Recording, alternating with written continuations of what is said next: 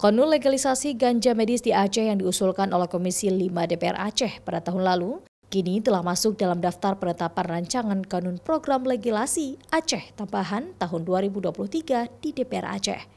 Pembahasan kanun legalisasi ganja medis oleh DPR Aceh kini tinggal menunggu revisi Undang-Undang Narkotika yang sedang dibahas oleh Komisi 3 DPR RI. Diprediksi revisi Undang-Undang Narkotika selesai pada September 2023 mendatang.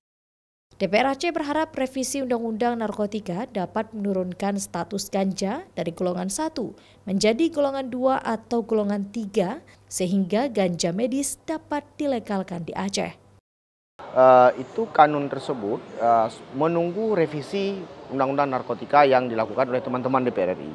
Begitu revisi itu selesai dilakukan oleh teman-teman DPR RI dari level 1 menjadi level 2 atau bahkan menjadi level 3, kita tinggal ambil untuk membahas ke tingkat selanjutnya. Untuk ditunjuk sebagai pembahas, kemudian baru kita bahas semua pasal bagaimana kita atur, bagaimana mekanismenya, kemudian bagaimana tata cara untuk kita buat penelitian. Penelitian sebenarnya sudah clear dengan keluar PMK nomor 16 tahun 2022. Kanun legalisasi ganja medis yang tengah diperjuangkan DPR Aceh ini mengacu pada Peraturan Menteri Kesehatan Permenkes nomor 16 tahun 2022 tentang tata cara penyelenggaraan produksi dan atau penggunaan narkotika untuk kepentingan pengembangan ilmu pengetahuan dan teknologi.